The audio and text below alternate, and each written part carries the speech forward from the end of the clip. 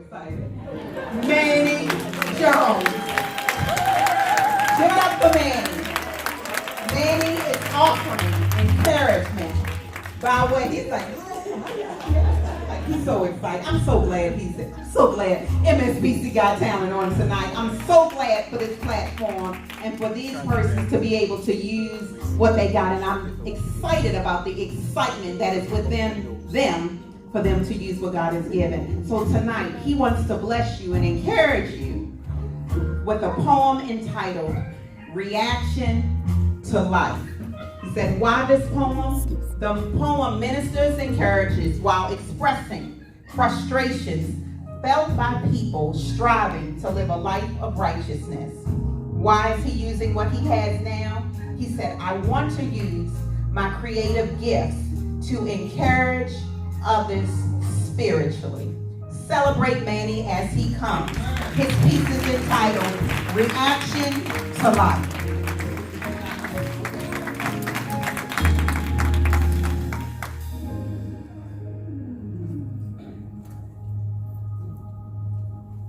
What would I do if I felt like I had nowhere to turn?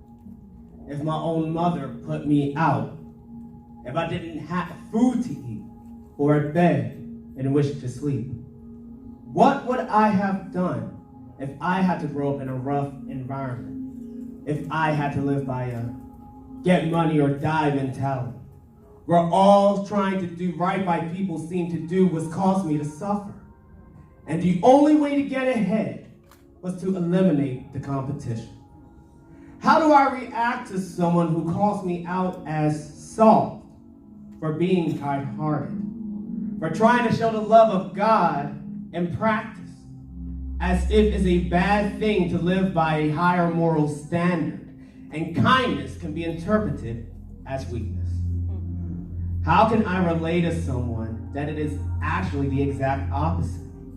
That I can look up to people who have shown great strength by not letting the evilness of this world get inside of them, though they suffer for doing the right thing as well. When we both come from two different worlds, and we might as well be speaking two different languages. How can I explain to someone the reason that I have hope, whose experiences would contradict mine? Reasoning. I like to believe that even if I had to go through the same things that this person went through, I can still find it within myself to cling to God as my refuge in times of trouble.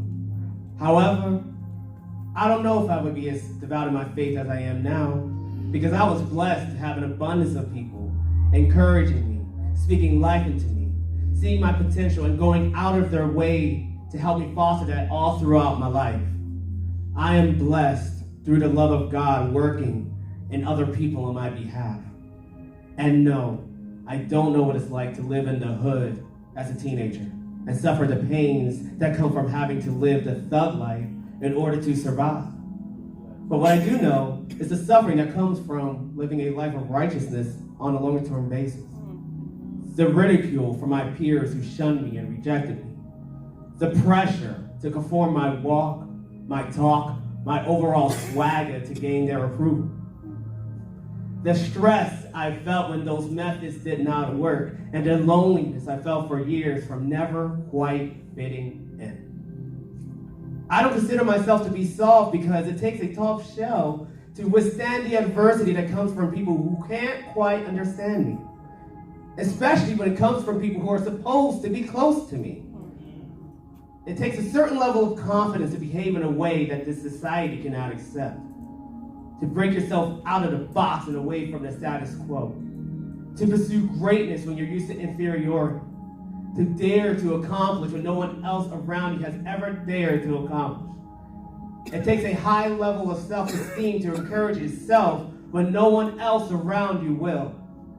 To break free from the need to receive other people's approval for validation. To fly solo like an eagle and not be weighed down by the turkeys at the bottom. To march to the beat of your own drum, even if it's to an audience of none.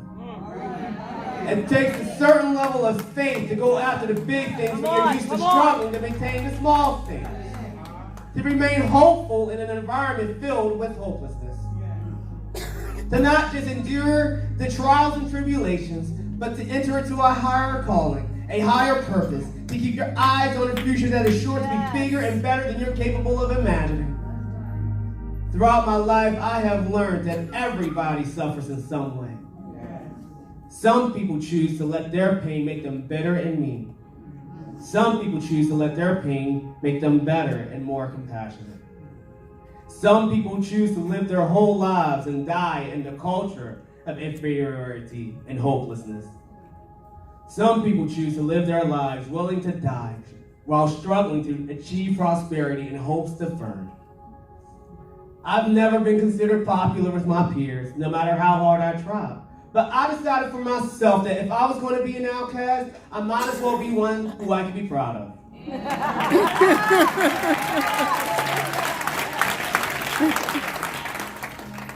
When I felt I had nowhere to go and no one to turn to, I learned to turn to God. When no one else would accept me for me, I realized that God loved me unconditionally. When I started to wonder from where my help would come, I could look up to the hills and know that my help comes from the Lord, who created heaven and earth, and that he would supply all my needs. When I became weary from fighting with my own human strength, I got used to casting my cares on him and utilizing his strength. And when I suffered for doing right, I remembered that many are the afflictions of the righteous, ... and that though I may go through many dangers, tools, and snares, I am never alone, for God is always with me. And that through the shrine of my faith, I will learn to be steadfast, and therefore be made perfect, established, strengthened, and settled. To not just conquer but reign, to truly be a ruler of my own destiny. To not let my environment change me, but aspire to spark change in my environment. Thank you.